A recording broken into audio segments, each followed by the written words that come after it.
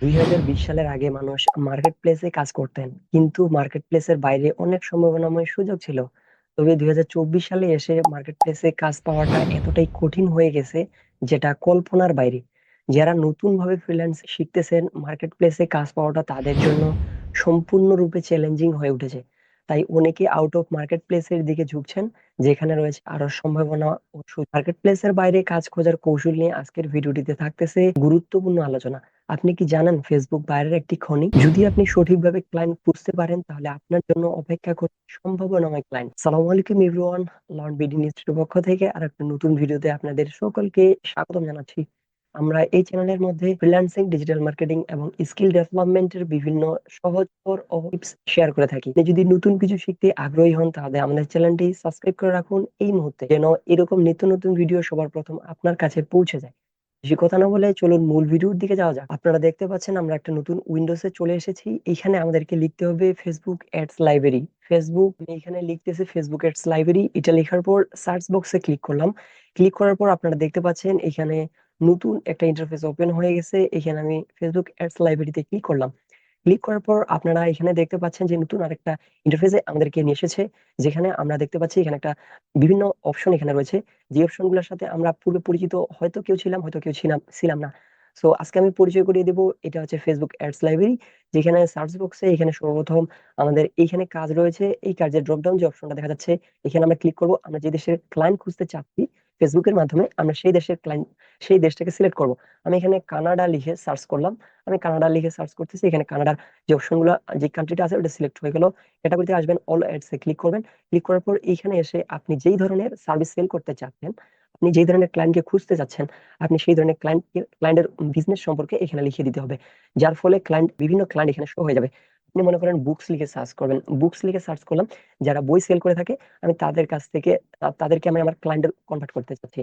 Search করার পর এখানে আমাদেরকে এখানে দেখাবে যে কানাডার মধ্যে যে সকল পেজ রয়েছে যারা ইতিমধ্যে অ্যাডস চালাচ্ছে এবং তারা বই সেল করে থাকতেছে, তাদের কাছে আপনারা রিচ করতে পারবেন। রিচ করে তাদের কাছে গিয়ে তাদেরকে বলতে পারবেন যে আপনারা যে পরিমাণ অ্যাডস খরচ করতেছেন, এটাকে কাস্টমাইজেশন করে আপনার সেল আপনি বেশি বৃদ্ধি করে দিতে পারবো, এবং আপনি আপনার সার্ভিসটি তাদের কাছ থেকে সেল করতে পারবেন। এখানে দেখতে পাচ্ছেন যে অনেকগুলাই পেজ রয়েছে যেগুলো বই সেল করে থাকে। যে দেখতে পাচ্ছেন বইয়ের রিভিউ, এই যে দেখতেছেন বইয়ের রিভিউ। সর্বপ্রথম মনে করেন এটা অলরেডি অ্যাড চালাতে, এখানে আমি ওপেন ইউটিউবে ওপেন করে নিলাম। এই যারা ফেসবুক অ্যাড চালাচ্ছে, এদেরকে আমি ক্লায়েন্টে কনভার্ট করবো। এইগুলাকে ওপেন ইউটিউবে ওপেন করে নিতে হবে। নেওয়ার পর আপনাদেরকে দেখতে হবে তার পেজে ফলোয়ার কতগুলো রয়েছে। দেখতেছেন 21,000 ফলোয়ার রয়েছে। এবং এবং সে কি কি বই সেল করে থাকে এবং কতদিন আগে তাকে আপনি এই যে ক্যাব সেল করে থাকতেছে, ইনি ক্যাব বিক্রি করে থাকে, অথবা যেভাবে আপনার ক্লায়েন্টকে রিচ করতে পারবেন এবং তার ওয়েবসাইটে গিয়ে ওয়েবসাইটের ইনফরমেশন গুলো বের করে, অথবা ইমেল অথবা ইনস্টাগ্রামের মাধ্যমে তাদের সাথে যোগাযোগ করে আপনার সার্ভিসটি সেল করতে পারবেন। নিচের দিকে আমি আবার অ্যাড রয়েছে এই পেজ গুলোর মধ্যে। এই যে আপনি এই যে পেজটা যদি ইউটিউব ওপেন করেন, যে দেখতে পাচ্ছেন যে ইনি স্টার্ট করছে এডটাকে অক্টোবরের 2 তারিখ, আজকে দেখতে পাচ্ছেন অক্টোবরের 3 তারিখ। এই যে একদিন আগে সে অ্যাড করছে, স্টার্ট করছে, এগুলো সব একদিন আগে অ্যাড গুলাকে স্টার্ট করছে। এই যে আপনারা দেখতে পাচ্ছেন সব একদিন আগে স্টার্ট করছে। এই বিভিন্ন সার্ভিস তারা সেল করে থাকতেছে। আপনারা এখানে পেজের যে নামটা রয়েছে, ওপেন ইউটিউবে ওপেন করে নেবেন। ওপেন করে নেওয়ার পর এখান থেকে আপনি তার পেজটা সম্পর্কে দেখবেন, তার পেজে কি লাইক রয়েছে। যদি বেশি সাবস্ক্রাইবার, বেশি ফলোয়ার থাকে, তাহলে সেই পেজে ফলো করার বা সেই পেজ নিয়ে সময় দেওয়ার কোনো প্রয়োজন নেই। যদি দেখেন পেজটা ছোট রয়েছে এবং সে কন্টিনিউয়াসলি অ্যাক্টিভ রয়েছে এবং সে প্রোডাক্ট সেল করতেছে, তাহলে তাকে রিচ করবেন, কাছে গিয়ে আপনার সার্ভিসটি সেল করবেন। যার ফলে আপনি সেটাকে ক্লায়েন্টে কনভার্ট করতে পারবেন। এখানে লক্ষ লক্ষ পেজ রয়েছে, যে সকল পেজে আপনার কাঙ্ক্ষিত ক্লায়েন্টটি এখানে ওয়েট করতেছে আপনার জন্য। আপনি যদি তার কাছে সঠিকভাবে আপনার সার্ভিস নিয়ে যেতে পারেন, তাহলে আপনি এখান থেকে সুন্দর মানের পটেনশিয়াল ক্লায়েন্ট পেতে পারবেন। এই যে দেখতে পাচ্ছেন এইখানে উনি বই সেল করতেছে, ইনিও বই সেল করতেছে। এই যে এখানে ওপেন এ ইউটিউবে ওপেন করে নেবেন, মাউসের রাইট বাটন ক্লিক করলাম। ক্লিক করার পর ওপেন এ ইউটিউব অপশনে ক্লিক করে পেজটাকে ওপেন করে নিলাম। পেজটাকে ওপেন করে নেওয়ার পর সুন্দরভাবে আপনি এখান থেকে যে ক্লায়েন্ট গুলা রয়েছে, যে পেজ গুলা রয়েছে, দেখতে পাচ্ছেন এখানে লাইকও কম, ফলোয়ারও কম। ইনি দেখতে পাচ্ছেন জুনের আগে পোস্ট করছে। এখানে দেখতে পাচ্ছেন জুনের আগে পোস্ট করছে। এই ক্লায়েন্টের কাছে রিচ করার আমাদের কোনো প্রয়োজন নেই, যেহেতু ইনি অ্যাক্টিভ না। কিন্তু দেখতেছি উনি পোস্ট করছে, আবার অ্যাডও চালাচ্ছে। তাহলে সে এটাকে পোস্ট করেনি, অ্যাড চালাচ্ছে ডিরেক্ট। আপনি এটাও তার কাছে অফার করতে পারেন। সেই বিষয়টি হচ্ছে আপনি তো কোনো পোস্ট করতেছেন না, কিন্তু অ্যাড চালাচ্ছেন। এইভাবে আপনার ট্রাস্টের ক্লায়েন্ট গুলো চলে যাচ্ছে, আপনি আপনার বইগুলো সেল করতে পারতেছেন না।